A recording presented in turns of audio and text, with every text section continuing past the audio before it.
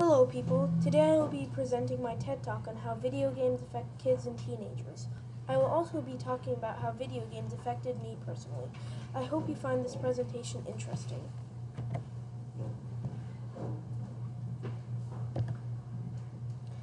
Back when I was younger, I'd say first grade, the topic of a screen that displayed an image that you'd sit in front of for hours hadn't really hooked onto me yet. I hadn't found video games really interesting at the time. But then later that year, I had friends that were obsessed with video games. Soon their love for video games caught on to me. Soon I'd be playing any free time. I'd be playing video games with any free time I had. But soon I'd be spending so much time alone playing video games that it became my coping mechanism with sadness. When something sad happened that made me feel unhappy, I played video games. But as I got older, I knew being addicted to video games was a bad thing. I started to wonder what use did a weirdo kid like me have in this world. I felt sadder and sadder and started to feel suicidal. This was mostly contributed by family deaths. Eventually, in 6th grade, I was fed up with being depressed and decided to tell a close friend I had known for nearly 8 years. Eventually, he helped me get over my depression. I think back on those times and wondered, this was all because of video games?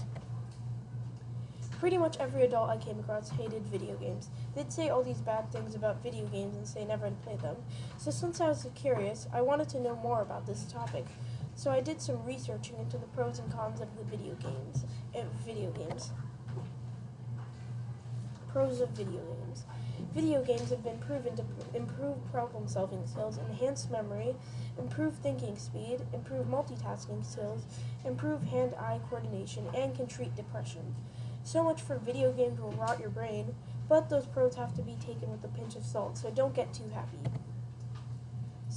Cons of video games. Some of the cons of video games include video games provoking aggressive behavior because of violent video games leading to an addiction, which is never good, video games causing obesity due to lack of outdoor activity, and gamers lacking vitamin D from lack of outdoor exposure to the sun.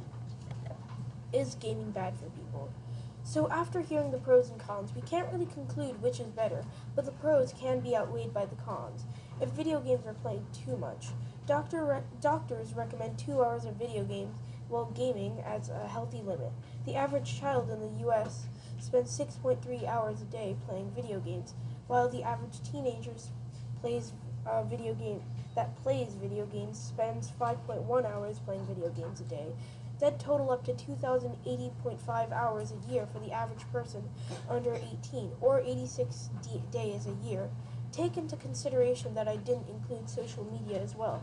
That is insane. So in the end, it all depends on limitation. But at the rate kids and teens are playing video games, there is no way to say video games can be good for people. Why do I like video games? Despite all the negative things about video games I mentioned, I still find gaming as a stress reliever and something to do when I'm hit with boredom or need to relax. Gaming helps me take my mind off things that bother me. Why should you care about video games? As video games start to play a bigger role in society and start to affect more and more people, we should start to know what we are dealing with every time we turn on that video game console, and not just blindly satisfy our addiction for video games.